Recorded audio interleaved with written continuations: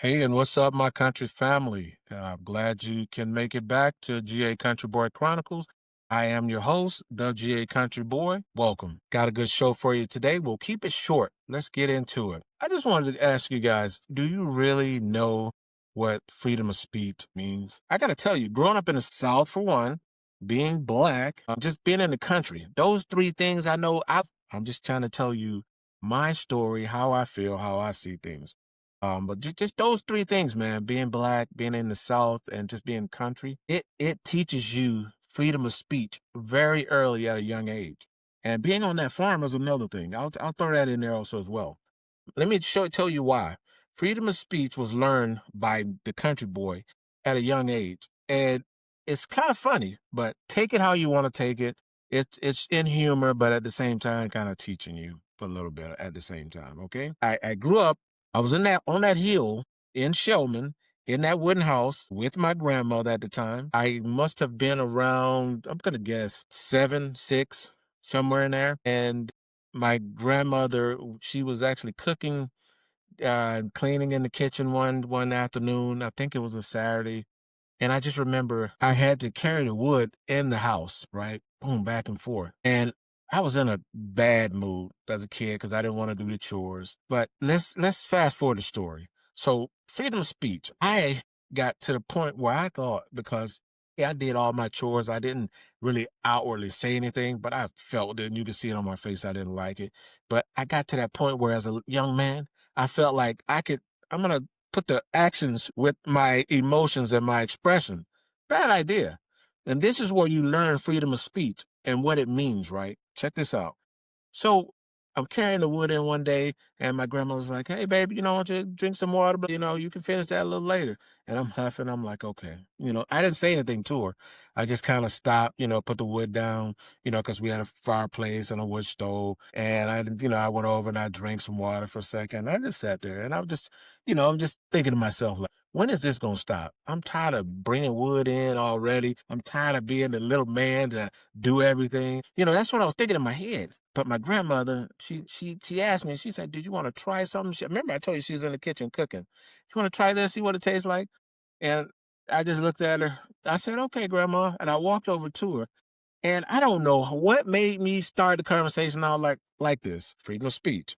Right? I said, "Grandma, you ever wonder why I don't say anything?" She said, "Why, baby?" And I said, "Grandma, it just seems like, this is never gonna end for me. But I seem like I do my part. I do my part around here and I don't get no respect." She said, "What do you mean by you do your part?" I said, "Grandma, I wear the clothes, you wash them. Grandma, you cook, I eat." That's how I was actually talking at that time. And I'm sure all of you guys like mouth has dropped. Like, yeah, I was saying that like, yeah, I'm doing my part. You cook, I eat. You wash the clothes, I wear them. That kind of deal. But I was being a smart ass about it.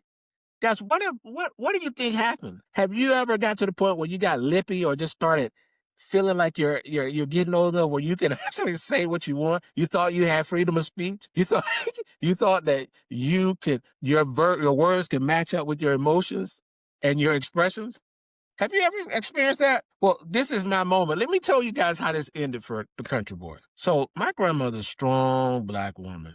I'm talking been through a whole lot. This is the one that I hold dear in my heart, the rock that taught me everything. Right? So needless to say, she's the woman who taught me freedom of speech. So I said that and I just saw her whole expression just change and it went blank. And then she had her eyebrows and they went low like she was mad. And she said, "What did you say?" The look in her face made me pause and think like, shit, what did I say? I dare to repeat it because I was in a mood and I just let it came out.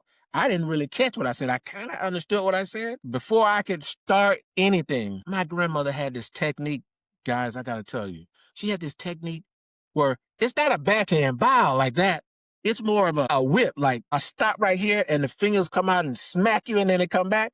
She had perfected it to the kids, like the babies, the youngest one that wouldn't mind. She wouldn't spank them or hit them. She would just sat, and it was just like it was almost like a switch. I don't know how she perfected it, but she did that. Bow, and before the word could come out of my mouth, she hit my lips. All I remember is my lip was throbbing. I don't know if you guys ever experienced that, but all I felt was my soup coolers were on fire. Yes, soup coolers, the one you blow your soup with.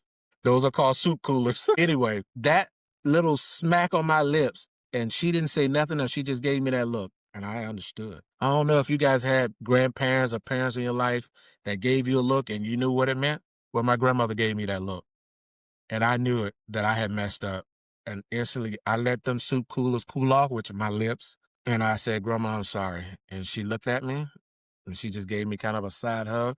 She said, "Don't ever let me hear you say nothing like that again." I said, "All right, Grandma, I won't ever." And I never did. I got to tell you guys, didn't want my soup coolers on fire burning like that ever again. Hey guys, if you haven't hit that like and subscribe button, what are you waiting on? I keep asking you guys, and I'm gonna keep asking you guys. So I'm doing my part. I'm bringing these stories to you. I need you to hit that like and subscribe. Hit the notification bell and button. That way you'll be notified every time I make a video. Hey, we're getting at the beginning of the year. 2026 is coming up. I have some great stories. I have some new projects and plans for you guys. Going to bring some interviews of some people that we've talked about and that has been a part of my life. I hope you guys are ready for it because I'm ready for it. 2026 is going to be a big year. Country family, let's grow, learn, and laugh together. That's my time. That's my show. I'm looking forward to the next one. Peace.